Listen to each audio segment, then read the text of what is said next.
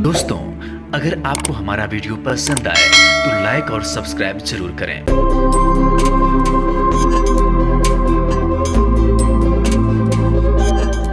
महाराष्ट्र भारत का एक राज्य है जो भारत के दक्षिण मध्य में स्थित है।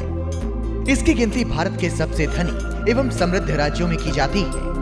इसकी राजधानी मुंबई है जो भारत का सबसे बड़ा शहर और देश की आर्थिक राजधानी के रूप में भी जानी जाती है। भारत के महाराष्ट्र राज्य का एक जिला है नासिक। नासिक एक धार्मिक स्थान है।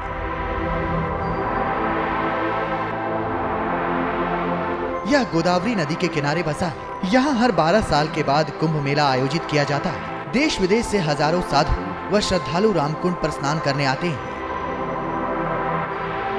और वहीं स्थित है शिव जी का एक ऐसा मंदिर जो शिव जी के 12 ज्योतिर्लिंगों में से एक है, जहां दर्शन मात्र से मौत को भी मात दी जा सकती है, जहां ब्रह्मा विष्णु शिव एक साथ विराजित हैं, जहां काल सर्प शांति, त्रिपिंडी विधि और नारायण नाग बलि की पूजा होती है।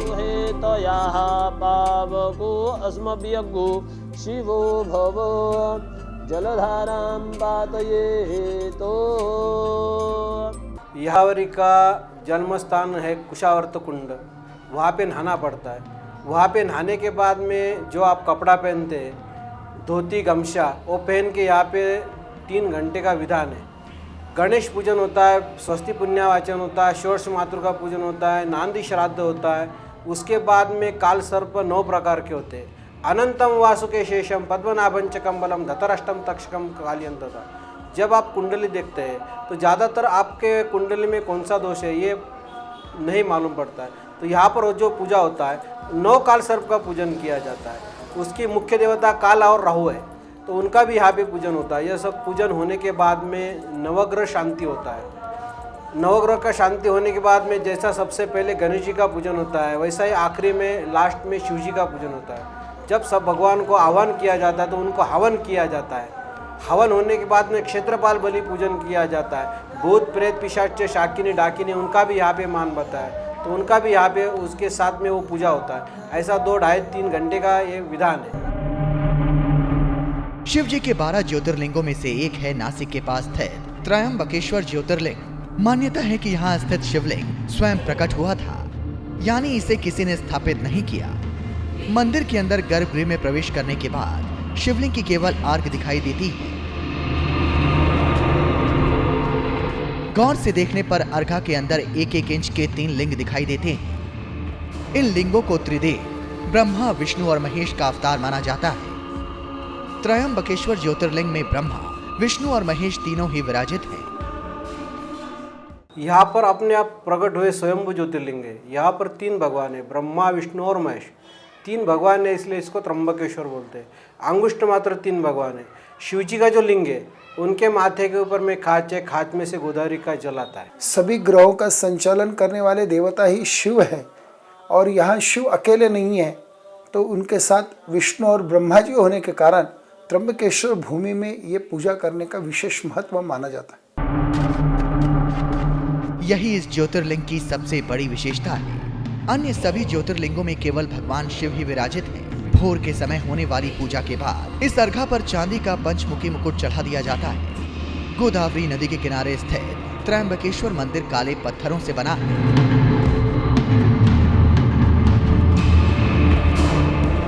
इस प्राचीन मंदिर का पुनर्निर्माण 3रे पेशवा बालाजी अर्थात नाना साहब पेशवा ने करवाया था। ये त्र्यंबकेश्वर में ज्योतिर्लिंग भगवान शिव जी का मंदिर जो है, ये नाना साहब पेशवे ने 1750 में इसका निर्माण शुरू किया, और उनके बेटे श्रीमंत माधवराव पेशवे द्वारा 1781 में इसका कार्य संपन्न हुआ। 31 साल तक ये मंदिर का निर्माण का कार्य हुआ था। मंदिर यहाँ प्राचीन था, लेकिन इसका जीर्णोद्धार नाना साहब पेशवे ने प्रारंभ किया और माधवराव पेशवे के कालावधि में पूरा हुआ। कहा जाता है कि इस भव्य मंदिर के निर्माण में करीब 16 लाख रुपए खर्च किए गए थे, जो उस समय काफी बड़ी रकम मानी जाती थी। त्रयंबकेश्वर मंदिर के पास 3 पर्वत स्थित हैं, जिन्हें ब्रह्मगिरी, नीलगिरी और गंगा द्वार के नाम से जाना जाता है। गंगा द्वार है, गौ के मुख से गोदावरी का पानी जहाँ अखंड आ रहा है, ये गंगा द्वार ब्रह्मगिरी पहाड़ है। और हनुमान जी का जन्म स्थान माना गया अंजनेरी पर्वत। ये 3 स्थान यहाँ महत्वपूर्ण है और ये पहाड़ के रूप में है और उनके बीचों बीच मध्य में शिव जी का मंदिर यहाँ स्थापित है। ये एक विशिष्टपूर्ण अलग उनकी रचना, ये महत्व। नीलगिरी पर्वत पर नीलांबिका देवी और दत्तात्रेय गुरु का मंदिर है। गंगा द्वार पर्वत पर देवी गोदावरी या गंगा का मंदिर है। मूर्ति के चरणों से बूंद बूंद करके जल टपकता रहता है, जो कि पास के एक कुंड में जमा होता है।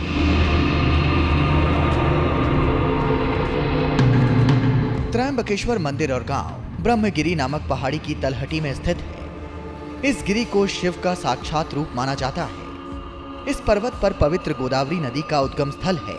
कहा जाता है कि प्राचीन समय में ब्रह्मगिरी पर्वत पर देवी अहिल्या के पति ऋषि गौतम रहते थे और तपस्या करते थे। क्षेत्र में कई ऐसे ऋषि थे जो गौतम ऋषि से ईर्ष्या करते थे और उन्हें नीचा दिखाने की कोशिश करते रहते थे। एक बार सभी ऋषियों ने गौतम ऋषि पर गौ हत्या का आरोप लगा दिया। सभी ने कहा कि इस हत्या के पाप के प्रायश्चित में देवी गंगा को यहाँ लेकर आना होगा। तब गौतम ऋषि ने शिवलिंग की स्थापना करके पूजा शुरू कर दी।